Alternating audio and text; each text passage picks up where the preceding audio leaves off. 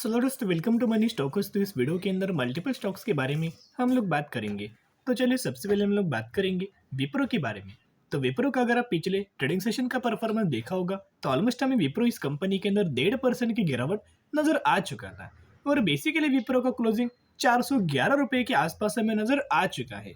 अभी बेसिकली अगर आप दोस्तों ग्लोबल मार्केट के ऊपर अगर आप ध्यान दोगे तो ग्लोबल मार्केट के अंदर हमें एक कमजोरी नजर आया हुआ है।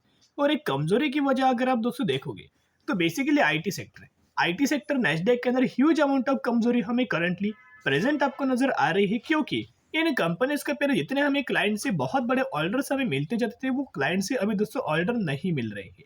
तो यही प्रेशर होने की वजह से, इसी प्रेशर की वजह से अगर आप देखोगे पूरा आईटी सेक्टर जो नेस्डेक इंडेक्स से बड़े बड़े जो कंपनीज है, फॉर एग्जांपल फेसबुक है, मेटा प्लेटफॉर्म बोल सकते हो फेसबुक को, या फिर आप बोल सकते हो माइक्रोसॉफ्ट कंपनी है।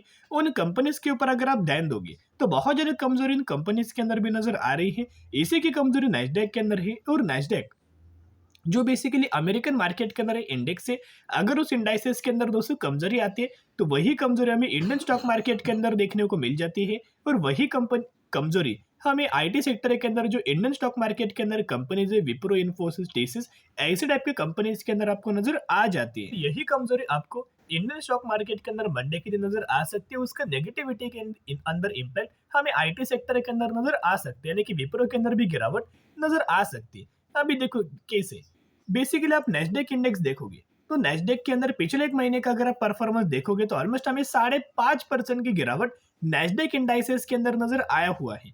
ये कोई स्टॉक्स के अंदर नहीं है, इंडाइसेस के अंदर है। अगर दोस्तों इंडाइसेस इतना लगातार गिर रहा है, लगातार इंडाइसेस अगर गिर रहा है तो आप समझ सकते हो इसका ह्यूज अमाउंट ऑफ इम्पैक्ट हमें आईटी सेक्टर के अंदर आने का बहुत ज्यादा चांस नजर आ रहा है।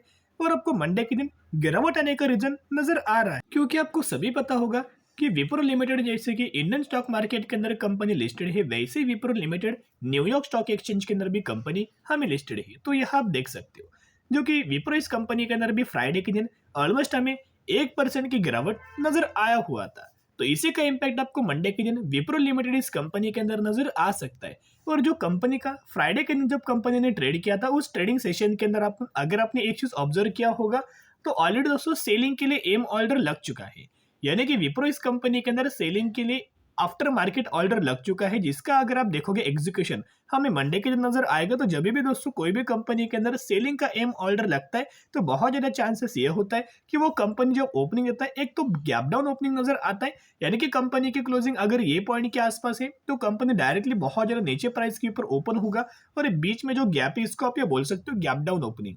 तो इसी के पीछे का आप देखोगे तो मंडे के दिन हमें चांसेस है कि गैप डाउन ओपनिंग आपको विप्रो इस कंपनी के अंदर नजर आ सकती। लेकिन जो लोग स्मार्ट इन्वेस्टर है या फिर आप देखोगे जो लोग म्यूचुअल फंड से, जो FISDI से, वो बहुत ज्यादा स्मार्ट रहते हैं। उनको पता है ऐसे टाइप की कंपनीज के अंदर जब गिरावट होती है तो निवेश करने का सही मौका होता है, बाइंग करने का सही मौका हमें ऐसी गिरावट वाले मार्केट के अंदर नजर आता है। अच्छी कंपनी जो फंडामेंटली कंपनी स्ट्रांग है, आईटी सेक्टर करंट एक ऐसा सेक्टर है जो लॉकडाउन के बाद बिल्कुल भी रिकवर नहीं हुआ। अगर आप देखोगे लॉकडाउन के बाद तो रिकवर हुआ था, लेकिन बाद में दोस्तों अगर आप देखोगे जो गिरावट हुआ था मार्केट के ही अंदर, जो बहुत ज्यादा प्रेशर इंक्रीज हुआ था मार्केट के ऊपर, गिरावट होने के बाद जब पूरा मार्केट रिकवर होने के बाद भी मैक्सिमम सेक्टर तो रिकवर हो चुके हैं, लेकिन आईटी सेक्टर दोस्तों बचा हुआ है रिकवर होने से।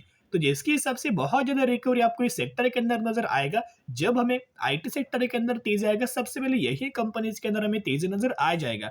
करंटली अगर आप देखोगे म्यूचुअल फंड्स का बाइंग का अगर आप डेटा देखोगे तो ह्यूज अमाउंट ऑफ कॉन्फिडेंस आपके अंदर डेवलप हो सकता है, क्योंकि लगातार दोस्तों म्यूचुअल फंड्स की खरीदारी नजर आ रही है। जुलाई 2023 का डेटा के बारे में हम लोग बात करें, 90 म्यूचुअल फंड्स की बाइंग एंड 57 म्यूचुअल फंड्स की सेलिंग विप्रो इस कंपनी के अंदर नजर आया हुआ है।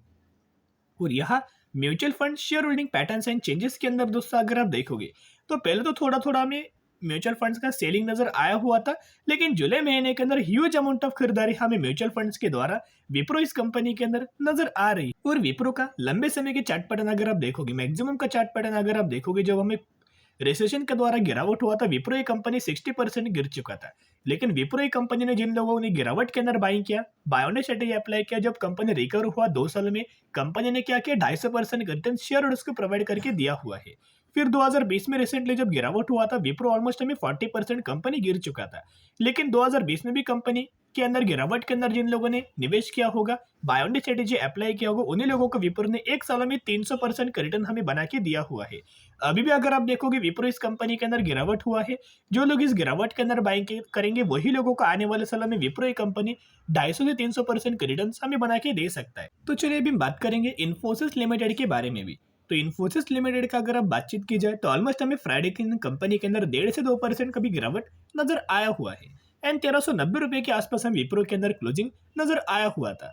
अभी दोस्तों सिमिलर अगर आप विप्रो के अंदर भी देखोगे, इन्फोसिस के अंदर भी देखोगे, दोनों कंपनी हमें आईटी सेक्टर से ही बिलोंग करता है। अगर विप्रो के अंदर गिरावट हुआ तो इन्फोसिस भी कंपनी गिरेगा, क्योंकि दोनों कंपनी का सेक्टर एक ही है।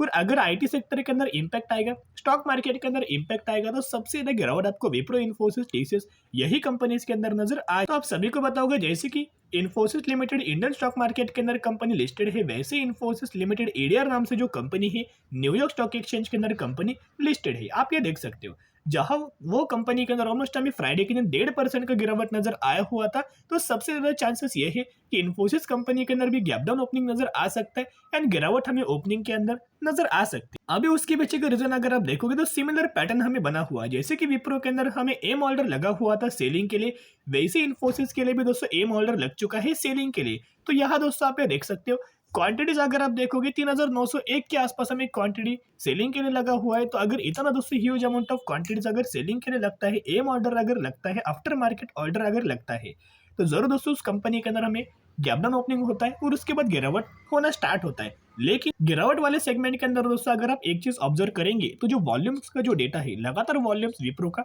बढ़ते हुए नजर आ रहा है। पिछला अगर आप वॉल्यूम देखोगे फ्राइडे का 59 लाख के आसपास हमें वॉल्यूम जनरेट हुआ। फिर अगर आप देखोगे ऑलमोस्ट उससे पहले 57 लाख के आसपास वॉल्यूम जनरेट हुआ थर्सडे के दिन। फिर अगर आप पिछले एक हफ्ते का एवरेज देखोगे 61 लाख के आसपास वॉल्यूम हुआ। और अगर आप पिछले एक महीने का अगर आप एवरेज देखोगे तो 85 लाख के आसपास वॉल्यूम जनरेट हुआ। लेकिन दोस्तों डिलीवरी बेस्ड पैटर्न देखोगे तो 60% के आसपास, 70% के आसपास, 50% के आसपास डिलीवरी हर एक दिन इन्फोसिस कंपनी के अंदर नजर आ रही है। तो ये बहुत ही अच्छी खासी बात है, बहुत ही ज्यादा पॉजिटिव वाली बात निकल के आ रही है। अभी भी अगर आप देखोगे इन्फोसिस 1950 की कंपनी करंटली 1400 रुपए के आसपास आपको अवेलेबल नजर आया हुआ है। बहुत ज्यादा कंपनी डिस्काउंट प्राइस के ऊपर बिलोंग कर रहा है। और बेसिकली एक्सपर्ट के द्वारा हमें जो टारगेट दोस्तों दिया गया था, एक्सपर्ट का मानना है कि सबसे पहले इन्फोसिस का टारगेट 1600 रुपए के आसपास अचीव हो जाएगा और उसके बाद कंपनी 1950 रुपए का लेवल भी हमें टारगेट जल्दी अचीव कर सकता है, पहला टारगेट। और ये दूसरा टारगेट हमें एक्सपर्ट के द्वारा उन्होंने राय आपने दिया गया था।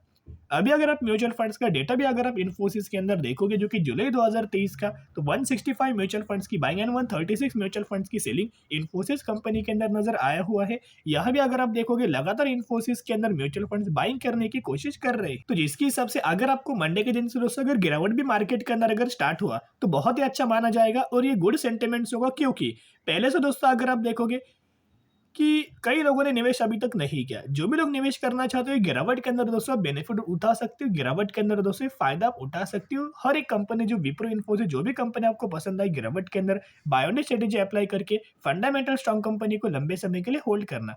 तो चलिए अभी हम बात करेंगे वीर ग्लोबल इंफ्रा कंस्ट्रक्शन लिमिटेड के बारे में। 250 रुपए के आसपास कंपनी ट्रेड कर रहा है एंड 1850% का रिटर्न शेयर होल्डर्स को बना के दिया हुआ है। क्यों कंपनी लगातार ट्रेंडिंग है? क्योंकि यही वो कंपनी है जिस कंपनी ने 2:2 रेशियो के अंदर बोनस का बेनिफिट दिया हुआ है। यानी कि अगर आपके पास इस कंपनी के 20 शेयर होंगे तो 20 के बदले 20 आपको बोनस शेयर दिया जाएगा और यही एग्जीक्यूशन के बाद आपके पास हो जाएंगे 40 शेयर। इसी रेशियो के अंदर, इसी कंपनी के अंदर आपको बोनस का बेनिफिट मिलने वाला है। तो स्टडी करना, एनालिसिस करना, उसके बाद निवेश करने की कोशिश कर सकते हो। फिर मिलेंगे, बाय।